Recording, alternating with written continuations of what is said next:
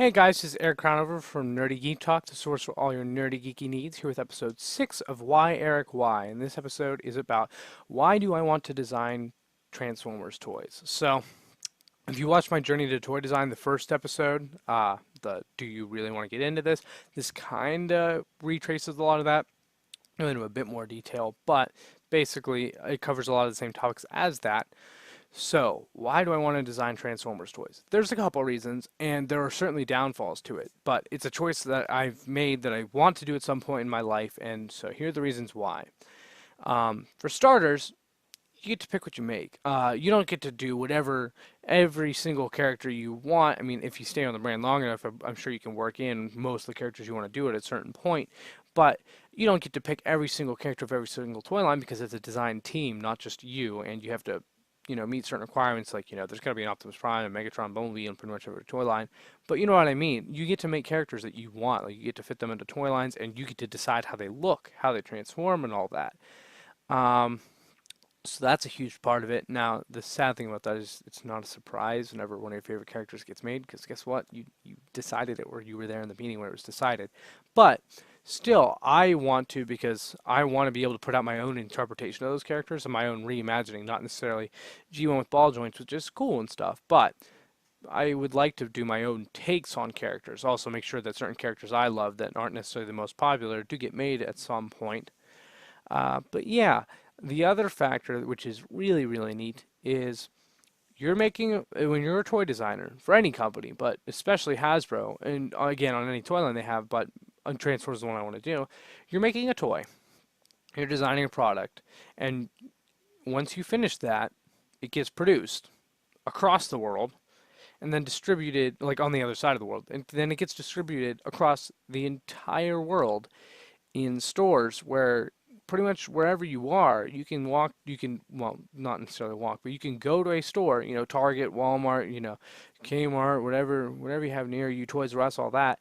You can get to a store, walk into it, and there's a thing that you made. And pretty much no matter which one you go to, at some point it'll happen, because you're making a toy line that goes to every single one of the stores.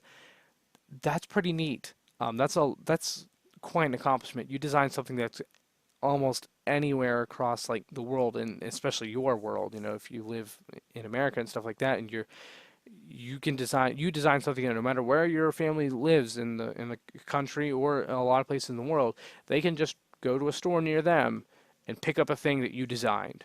So your work is literally all over the world. There's millions and millions of things, let alone the fact that there are plenty of kids that you will never know, you'll never see, they'll never know who you are, they'll never even realize what you did, and you'll never realize what you did for them, who will buy that toy, or their parents will buy that toy, and they get tons of joy from it. Because it's a toy, it's meant to be played with. I mean, obviously, there's collectors out there who are going to buy it and they're going to like it or hate it, and they'll put it in a collection and stuff. But there are kids who that's going to be, for every toy out there, there's several kids that's their favorite toy that they ever had.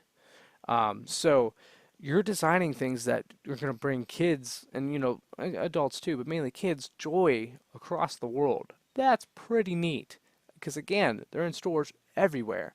So everyone can go buy something you made, and there's going to be people that you'll never know who will never know you, that you're bringing insane amounts of joy. So if that's not cool enough, that's not a big enough reason as to why I want to do this, I'm not sure I can really get my point across if that's like tell you what my answer is if you don't understand that, because I think that's one of the coolest things you could ever do.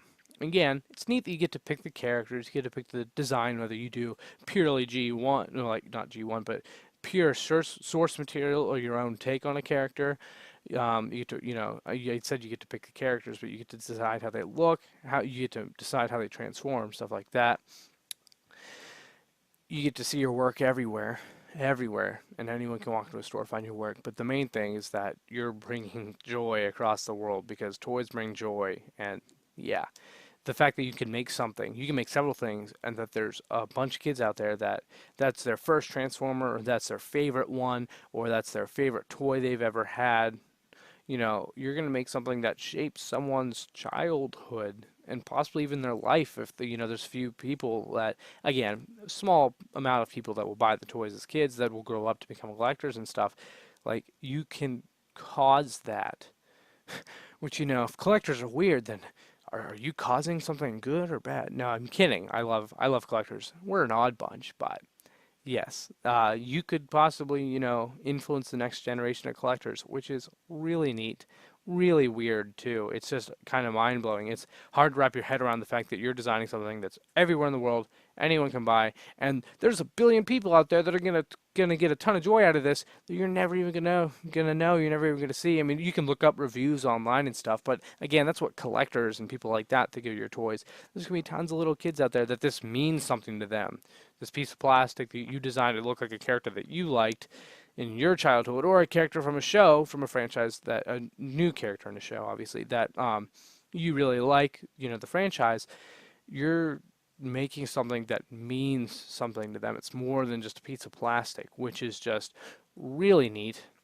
Let alone the fact that, it's something that you love. Because that's just a bonus, is that it's something I love, the Transformers and all that. It's the fact that everyone else gets to love something I made across the world. That's the neat thing. That's the really cool part.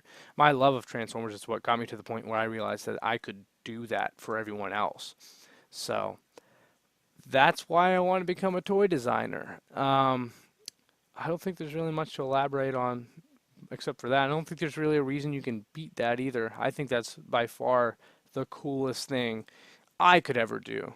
There's plenty of people that do, cooler things than that, like, go to the moon and stuff like that, but I think it's a pretty darn neat accomplishment, even if your name isn't in a history book at some point, that you design stuff that goes across the world that brings everyone joy. It's pretty neat.